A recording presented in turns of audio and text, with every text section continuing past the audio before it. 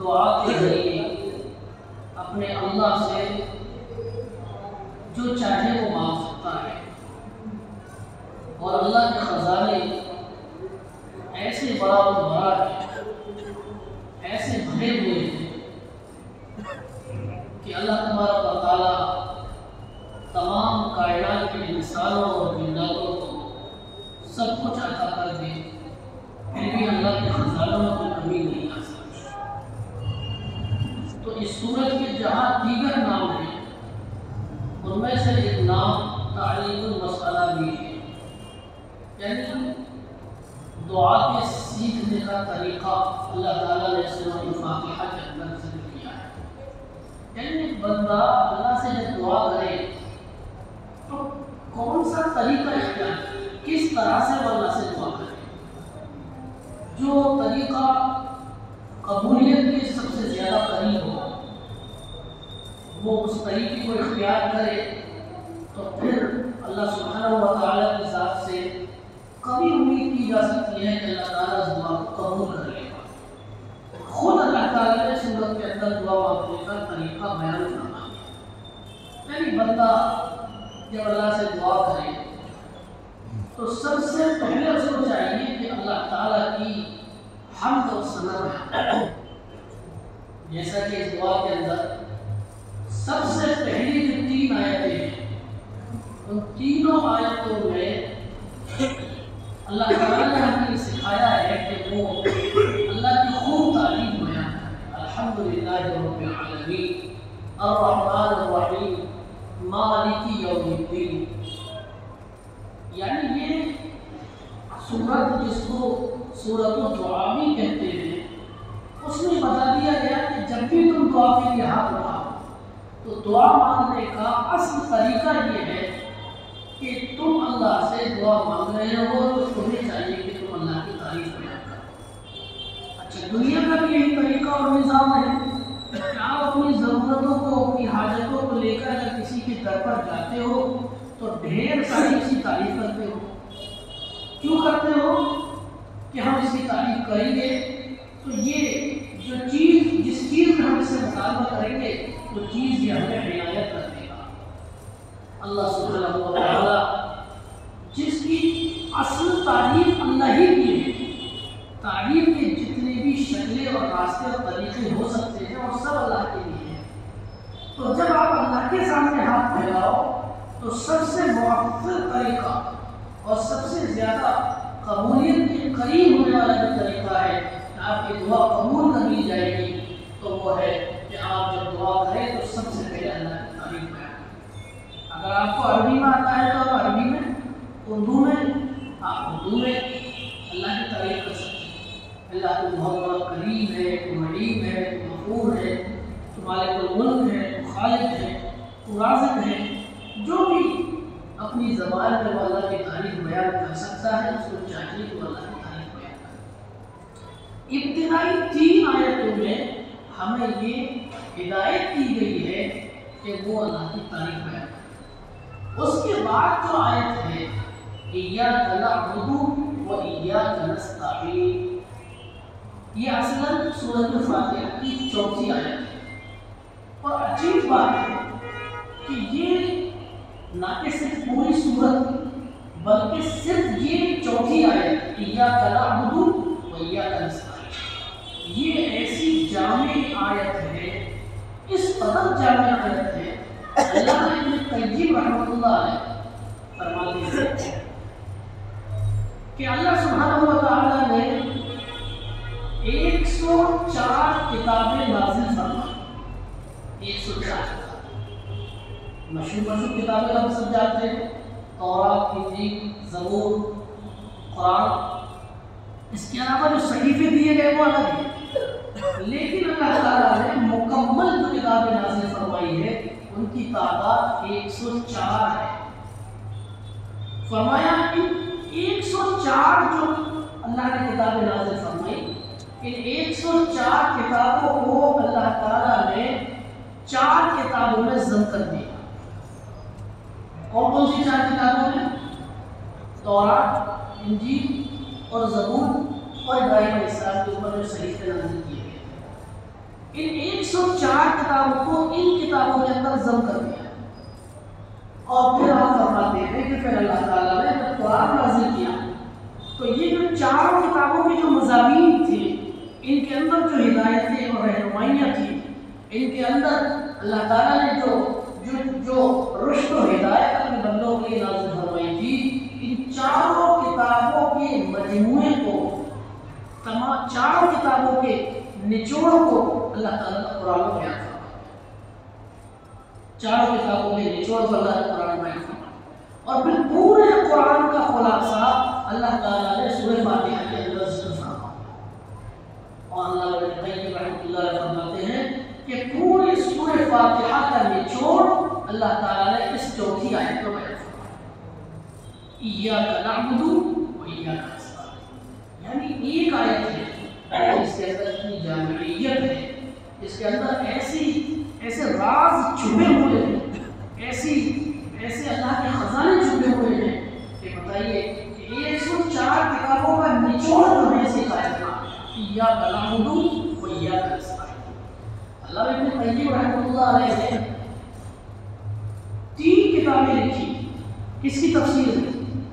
قرآن کی تفسیر میں نہیں، سورہ فاتحہ کی تفسیر میں نہیں، صرف اس ایک آیت کی تفسیر میں ایاک نعبد و ایاک نستعین کی تفسیر میں اللہ ابن قیم رحمۃ اللہ علیہ نے 3 کتابیں لکھی. اور ان میں سے ایک کتاب وہ تھی جو 2000 صفحات پر مشتمل تھی. 2000 صفحات پر مشتمل. کیسا خزانہ ہے، کیسا خزانہ ہے کہ انسان کی عقل دنگ رہ جائے. دنیا کے تمام علوم اور فنون اور دنیا کی تمام تحقیقات ایک طرف پڑی رہ جائے اور قرآن حکیم کی صرف ایک آیت آپ اندازہ لگائیں گے کہ 2000 صفحات پر مشتمل ایک آیت کی تشریح، ایک آیت کی تفسیر اللہ ابن قیم رحمۃ اللہ علیہ کی ہے. آپ اندازہ لگائیں اس آیت کے اندر اللہ تعالیٰ کیا کچھ بیان ہے. اصل میں ایاک نعبد و ایاک نستعین جو ہے یہ کیا ہے؟ اے اللہ میں صرف اور صرف تیری عبادت کرتا ہوں اور صرف تجھ سے ہی مدد چاہتا ہوں. ترجمہ تو اس میں ہے، ترجمہ تو بہت معروف ہے، ہم سب جانتے ہیں. اے اللہ میں صرف تیری عبادت کرتا ہوں اور تیرے سے ہی اپنی ضرورتوں کا مطالبہ کرتا ہوں، تجھ سے اپنی حاجتوں کو مانگتا ہوں. یہ اس کا موٹا ترجمہ ہے. لیکن میرا عزیزو اصل یہ ہے کہ بندہ جب اللہ کی تعریف کر رہا ہے الحمدللہ رب العالمین، تمام تعریفیں اس رب کے لیے ہے جو تمام جہانوں کا رب ہے، الرحمن الرحیم، جو رحمان بھی ہے اور رحیم بھی ہے، مالک یوم الدین، جو روز جزا کا مالک ہے، بادشاہ ہے.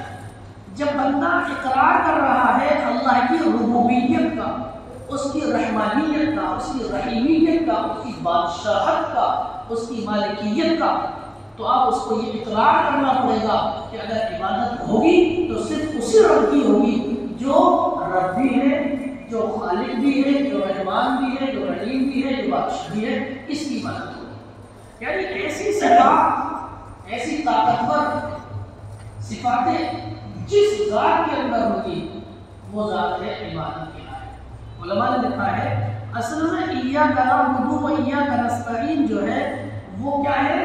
لا الہ الا اللہ. ایاک نعبد و ایاک نستعین کیا ہے؟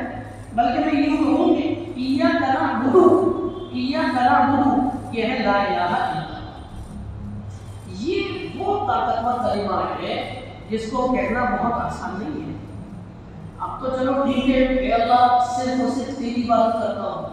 آج جو مسلمانوں پر دنیا میں حالات آئے ہوئے ہیں، چوٹ الفاظ مسلمانوں کے ساتھ کس قدر بدتمیزیاں ہیں، مسلمانوں کے ساتھ کس طرح سے ظلم و تشدد ہے، مسلمانوں کو کس طرح سے پریشان کیا جا رہا ہے، صرف اور صرف کس بنیاد پر؟ ایاک نعبد، اللہ میں صرف اور صرف تیری بات.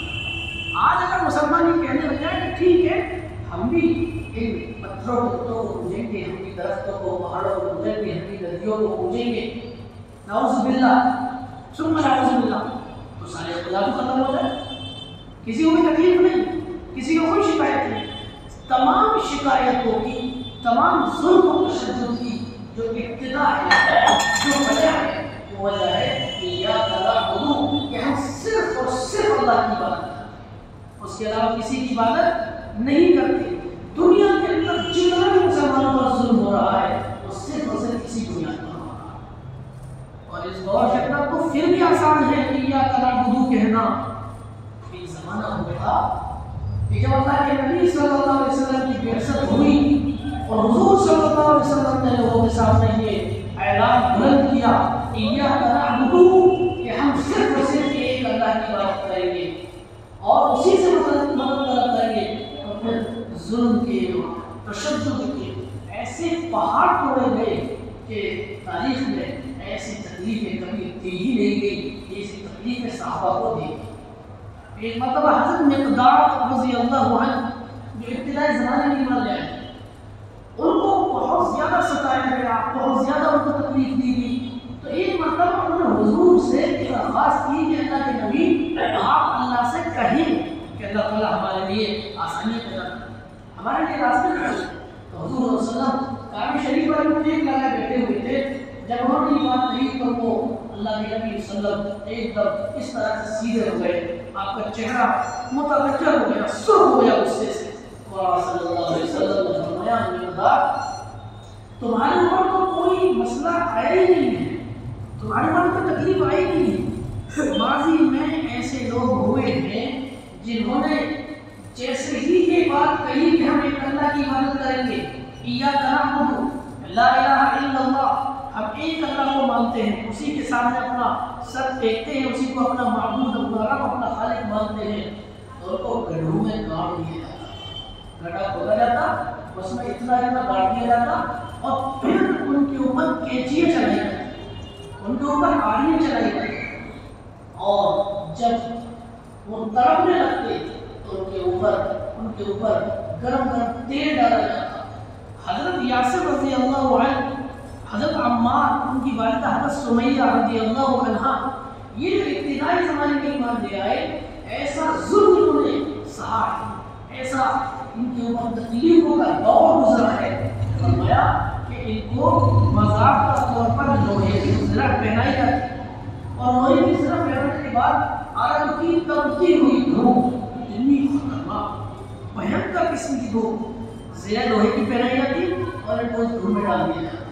اور یہ اس دھوپ کی تاب نہیں لا سکتے، اس میں تڑپتے تھے اور پریشانی کو طرح ہو جاتے اور ان کو کوڑے مارے جاتے، انگاروں پر لٹایا جاتا اور گرم گرم چٹان کسی پر رکھی جاتی. وہی پہاڑ شدت کے ان کے اوپر توڑے گئے، صرف اور صرف اس وجہ سے کہ انہوں نے ایاک نعبد کہا، ایاک نعبد کہا کہ ہم صرف اللہ کی عبادت کرتے ہیں، ہم صرف تیری عبادت کرتے ہیں. اب یہ جو ایک آیت ہے، صرف ایک آیت، اس کے اندر پوری توحید آتی، پوری توحید اس کے اندر مضمر ہے، چھپی ہوئی ہے کہ بندہ صرف اس ایک آیت کا استحضار کر لے اپنی پوری زندگی، یعنی اس کو ہر لمحے یہ آیت اس کے ذہن میں رہے، ایاک نعبد و ایاک نستعین، کہ میں صرف اللہ کی عبادت کرتا ہوں اور صرف اسی سے مدد طلب کرتا ہوں. تو شرک اور کفر کے سارے دروازے بند ہو جائیں، شرک اور کفر کے سارے دروازے صرف اس ایک آیت کے ذریعے سے بند ہو سکتے ہیں.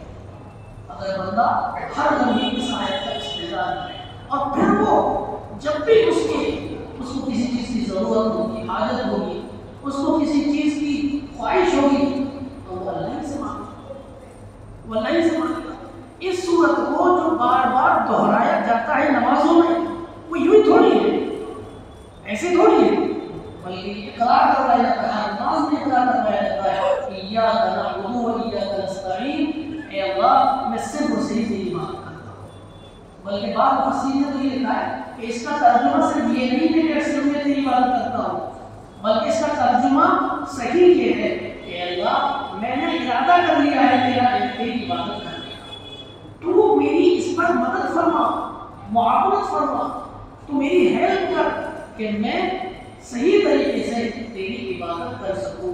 اس لیے بھی عبادت کرنا اتنا آسان تھوڑی ہے.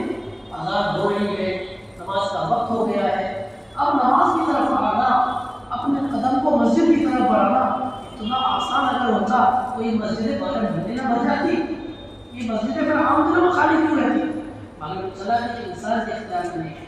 اللہ سے بندہ اللہ سے بندہ یہ درخواست کر رہا ہے، اللہ تبارک و تعالیٰ سے یہ التجا کر رہا ہے، یہ درخواست کر رہا ہے کہ اللہ میں نے ارادہ کر لیا ہے تیری عبادت کرنے کا، صرف اور صرف تیری عبادت کرنے کا، تو میری اس پر مدد فرما دے، میری اس پر معاونت فرما دے، یہ اس کا اصل مطلب ہے۔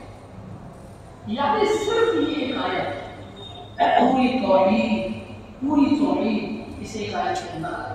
پھر مزید علماء نے یہ بات ارشاد فرمائی ہے کہ اللہ تعالیٰ نے قرآن میں یہ بات بندے سے کہلوائی ہے کہ ایاک نعبد، تیری عبادت کرتا ہوں، یعنی تیری عبادت کا مطلب کیا ہے؟ اللہ تعالیٰ موجود ہے، ہم لوگ تیری کب کہیں گے؟ یعنی جب بندہ وہاں موجود ہوگا تبھی نہ کہیں گے۔ اللہ تعالیٰ تو آسمان میں ہے، کہاں ہے، لیکن باضابطہ طور پر بندے کو یہ بتایا گیا کہ اللہ تیرے سامنے ہی ہے، اللہ تعالیٰ تیرے سامنے ہی ہے، تیرے پاس نہیں ہے، تو جہاں چلے جائے وہاں اللہ ہے، نماز پڑھ رہا ہے اللہ موجود ہے، تو سجدے میں اللہ موجود ہے، تو رکوع میں اللہ موجود ہے، یعنی اللہ تیری عبادت کر رہا ہوں، اللہ وہاں موجود ہے۔ بندے کو اس بات کا استحضار ہو جائے گا کہ میں اللہ کی عبادت کر رہا ہوں، تو پھر تمام معبود، تمام بت اور تمام شرک اور کفر کے دروازے اس کے لیے بند ہو جائیں گے۔ اور پھر وہ اللہ سے اس بات کی درخواست کر رہا ہے کہ اے اللہ میں تجھ سے ہی مدد طلب کرتا ہوں۔ انسان جو ہے وہ ہر لمحے مدد کا محتاج ہے، چاہے وہ عبادات ہو، چاہے وہ عام زندگی ہو، چاہے معاشرت ہو، چاہے معاشیات ہو، ہر لمحے ہر وقت اس کو اللہ کی مدد کی ضرورت ہے۔ وہ اس بات کا اقرار کر رہا ہے کہ اے اللہ تو میری مدد فرما، میری معاونت فرما، کہ تو میں تجھ سے ہی مدد طلب کروں۔ کہیں ایسا نہ ہو کہ مجھے اتنی اشد ضرورت کبھی بھی زندگی میں پیش آ جائے کہ وہ بجائے ایسا ہے کہ تجھ سے مدد طلب کرنے کے لوگ مجھے کہیں اور لے جا کر کھڑا کر دیں۔ زندگی میں ایسے مراحل آتے ہیں، ایسے مواقع آتے ہیں کہ انسان بالکل ٹوٹ چکا ہے بیماری سے، کسی اور تکلیف سے، اب اس کو مشورہ دینے والے آتے ہیں، کیا مشورہ دیتے ہیں؟ شرک کا مشورہ، کفر کا مشورہ، اور ایسی جگہوں کا مشورہ دیتے ہیں کہ تم فلاں جگہ چلے جاؤ، تم فلاں جگہ چلے جاؤ، تمہارے مسئلے حل ہو جائیں گے، تمہاری بیماریاں دور ہو جائیں گی۔ عجیب عجیب قسم کے مشورے، عجیب عجیب قسم کے راستے دکھاتے ہیں۔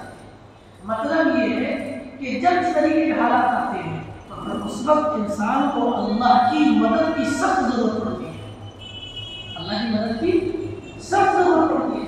اگر اللہ کی مدد اس وقت شامل حال نہ ہو تو پھر انسان اپنی آخرت خراب کر لیتا ہے، اپنی دنیا بھی خراب ہوتی ہے اور آخرت بھی خراب کر لیتا ہے۔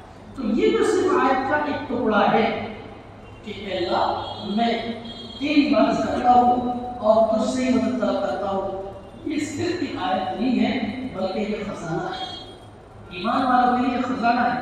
ہر لمحے اس کو اس بات کا استحضار ہونا چاہیے کہ عبادت اللہ کی ہوگی، اللہ کے سوا کسی کی عبادت نہیں ہوگی۔ اسی طرح سے مدد صرف اور صرف اللہ سے طلب کی جائے گی۔ بہت سارے لوگ کہہ دیتے ہیں، پتہ نہیں کیا کیا اعلان لگاتے ہیں، یا علی مدد، یا حسین مدد، یا مولا مدد، اس طرح کے نعرے لگاتے ہیں، بلکہ اپنی گاڑیوں میں لگاتے ہیں۔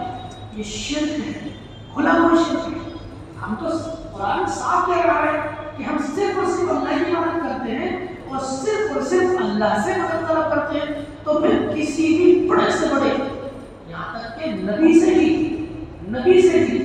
مدد طلب کرنا یہ جائز نہیں ہے۔ نبی کا کتنا بڑا مقام ہے، چاہے کہ صحابی نہیں مانا ہے، مدد صرف اللہ ہی کرے گا، مدد صرف اللہ ہی کرے گا، اور اللہ ہی سے مدد پکارنی ہے، اللہ ہی سے مدد مانگنی ہے۔ کسی بڑے سے بڑے انسان سے کتنے بڑے مقام مرتبے پر ہو، اگر اس سے مدد مانگ رہے ہیں تو ہم صریح قرآن کی خلاف ورزی کر رہے ہیں۔ ہم قرآن میں تو واضح اقرار کر رہے ہیں، ہم تیرے سے مدد مانگتے ہیں، ہم جھوٹ بول رہے ہیں، ہم ہر نماز میں جھوٹ بول رہے ہیں، ہم ہر نماز میں اس بیانی کر رہے ہیں، اللہ تعالیٰ کے سامنے کھڑے ہیں اور اللہ سے جھوٹ بول رہے ہیں۔ تو مدد کس سے مانگنی ہے؟ صرف اور صرف اللہ سے مانگنی ہے۔ کیا؟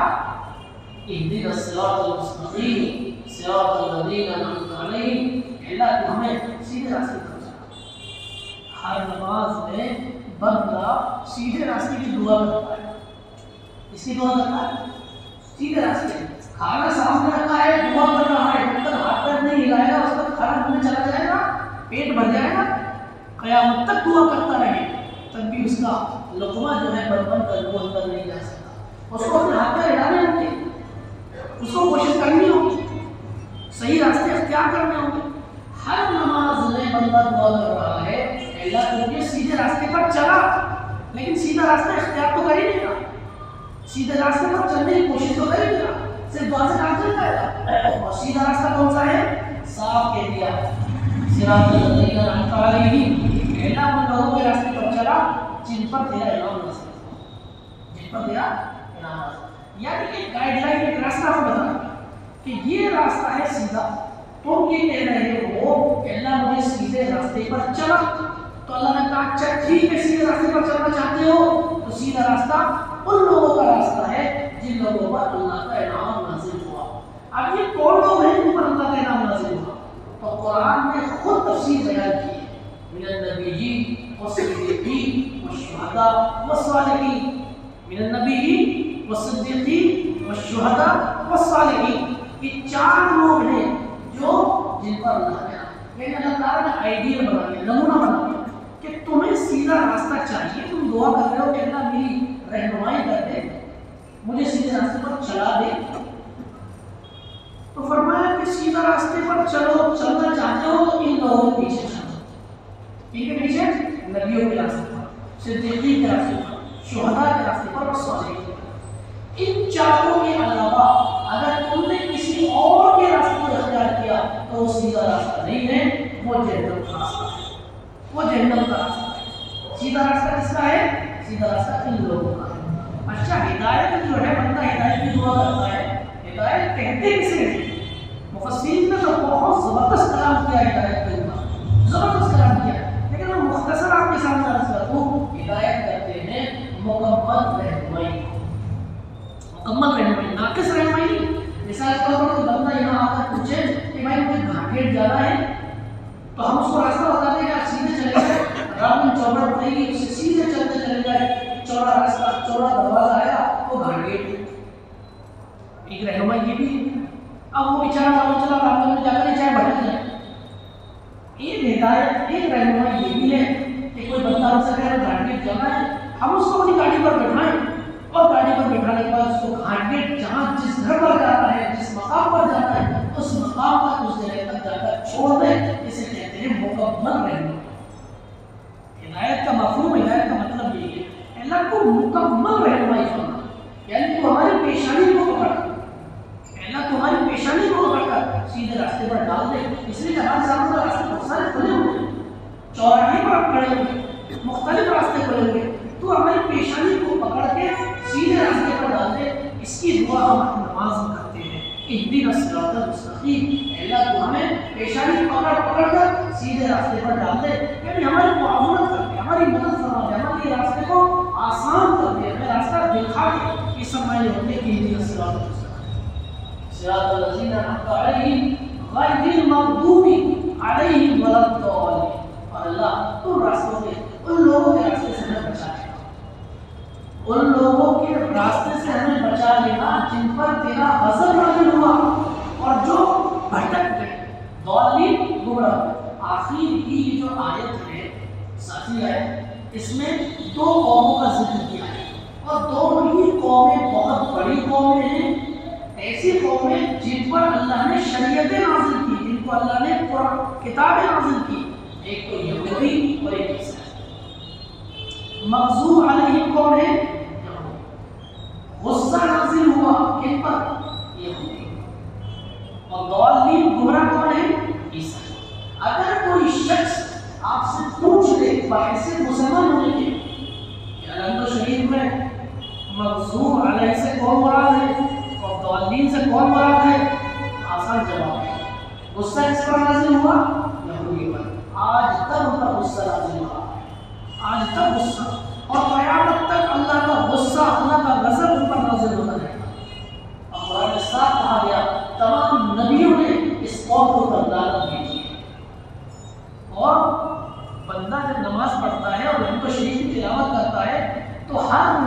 ہر نماز میں وہ اس کا اظہار کرتا ہے، اس کا اقرار کرتا ہے کہ اللہ یہ دونوں قومیں وہ قومیں ہیں جن کا راستہ ضلالت کا راستہ ہے، گمراہی کا راستہ ہے، ناکامی کا راستہ ہے، جہنم کا راستہ ہے۔ ان کے راستے پر جو بھی چلے گا وہ برباد ہوگا، وہ ناکام ہوگا، اس کے مقدر میں خسارہ ہی خسارہ ہوگا۔ لیکن ہائے افسوس اور مسلمانوں کا کیا حال ہے کہ مسلمانوں نے ان قوموں کو جن کے بارے میں صریح طور پر یہ کہا گیا کہ یہ گمراہ قومیں ہیں اور اللہ کا غضب نازل ہو رہا ہے، یہ وہ قومیں جنہوں نے نبیوں کے ساتھ بدتمیزیاں کی، ان کو قتل کیا، آج امت مسلمہ نے ان قوموں کا اپنا آئیڈیل بنا دیا۔ آج امت مسلمہ ان کے پیچھے بھاگ رہی ہے، ان کو اپنا نمونہ سمجھ رہی ہے، ان کو اپنا آئیڈیل سمجھ رہی ہے، اور وہ جماعتیں، وہ لوگ جن کے بارے میں کہا گیا کہ ان کا راستہ سیدھا راستہ ہے، ان کا راستہ کامیابی کا راستہ ہے، ان کا راستہ ترقی کا راستہ ہے، ان کا راستہ جنت کا راستہ ہے، ان لوگوں کے راستے کو مسلمان بھولے ہوئے ہیں۔ ان کے راستے پر چلنے میں کہتا بہت مشکل ہے، بہت مشکل ہے سیدھے راستے پر چلنا، شریعت پر عمل کرنا نبیوں کے راستے پر بہت مشکل ہے۔ اور وہ لوگ جن کو اللہ کا غضب مسلسل نازل ہو رہا ہے، قیامت تک نازل ہوتا رہے گا، اور جن کو اللہ تعالیٰ نے قرآن میں گمراہ کہا ہے، اللہ جس کو گمراہ کہہ رہا ہے ہم اس کو آئیڈیل مان رہے ہیں، اس کو ہم اپنا ہیرو مان رہے ہیں، ان کے پیچھے ہم چل رہے ہیں۔ یہودی اور عیسائی، چونکہ یہودیوں کے اوپر غصہ کیوں؟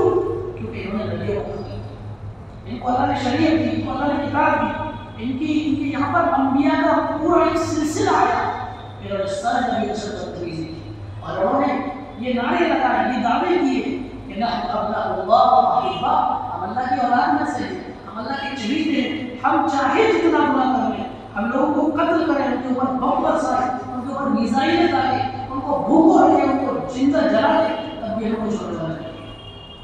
اور عیسائی گمراہ کیسے ہوئے؟